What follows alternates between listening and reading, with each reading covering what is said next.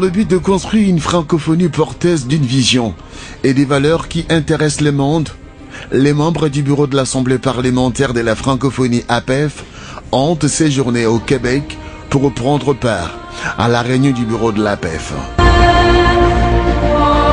Président les travaux, Obemminaku Ndjalandjoko, président de l'Assemblée parlementaire de la francophonie et président de l'Assemblée nationale de la République démocratique du Congo, a dans ce mot signifié que la ville de Québec, pour la francophonie, restera à jamais une ville pas comme les autres et comme point d'ancrage sur le continent américain. Québec incarne avec panache la résistance du français face à l'environnement anglophone. Au nom du bureau et de l'ensemble des parlementaires francophones, le président de l'Assemblée parlementaire de la francophonie, Obemminaku, a condamné l'acte terroriste perpétré contre les centres culturels islamiques du Québec, ayant occasionné 6 morts et blessé une dizaine d'autres. L'APEF s'est associée aux familles des victimes pour exprimer sa solidarité et rappeler que la francophonie incarne les valeurs du vivre ensemble et la volonté de lutter contre toutes sortes de violences. Durant les travaux, les rapports d'activité présentés par le secrétaire général de l'APEF pour le second semestre 2016 a clairement démontré que toutes les activités projetées à la réunion du bureau tenue au Cambodge ont été tous tenues sous la haute supervision du président de l'APEF, Obemminaku Ndjalandjoko. À cela s'ajoute la bonne tenue de tous les rendez-vous des commissions de l'APEF avec brio et méthode. En outre, Pascal Terrasse, secrétaire général de l'APEF, a présenté le calendrier d'activité pour le premier semestre 2017 avec à la clé la projection des travaux de la session régionale, la coopération parlementaire, les programmes multilatéraux des développements parlementaires francophones ainsi que la formation en ligne au bénéfice des parlements de la région Afrique sous la thématique administration et organisation du travail parlementaire. Je me réjouis du résultat de nos travaux puisque vous avez bien noté que l'idée de la création de l'institut, n'est-ce pas, donc parlementaire à Abidjan a été donc adoptée.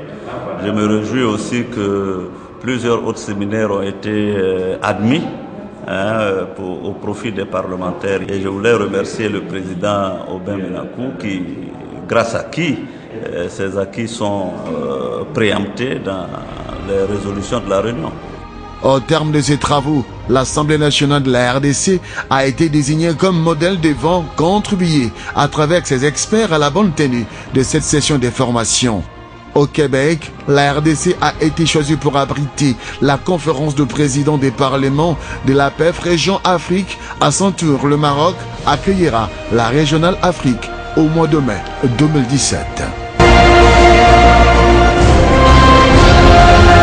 Au mois de juillet 2017, la 43e session de l'APEF se tiendra au Luxembourg ainsi que la 8e session de Parlement de jeunes. Cette session marquera le 50e anniversaire de l'APEF. Et cette rencontre sera marquée par la présentation de l'ouvrage écrit sous la supervision de l'APEF et préfacé par le président de l'Assemblée parlementaire de la francophonie, Obemminaku Ndjalandjoko.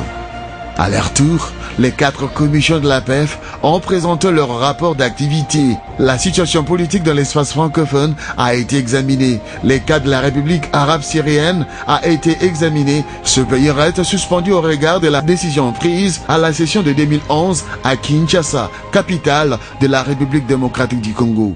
À son tour, la Centrafrique réintègre l'APEF mais reste sous observation jusqu'en 2018. À cela s'ajoute la déclaration adoptée par les bureaux après l'élection du nouveau président en Haïti.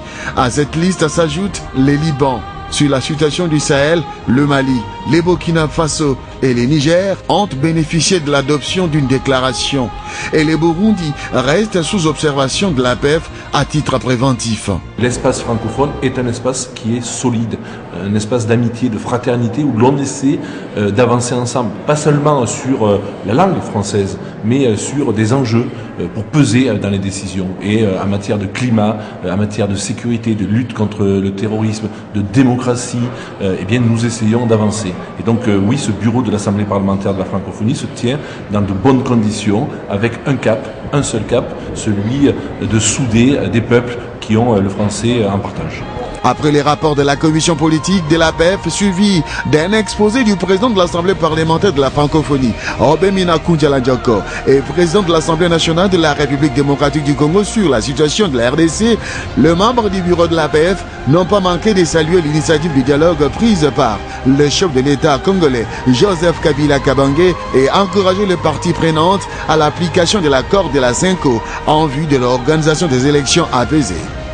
Pour le cas de la RDC, le président de l'APF, qui est le président de l'Assemblée nationale de la République démocratique du Congo, a présenté la complexité de la situation politique, actuellement dominée par le succès du deuxième dialogue qui a abouti à la signature de l'accord du 31 décembre 2016, mais également sa mise en application.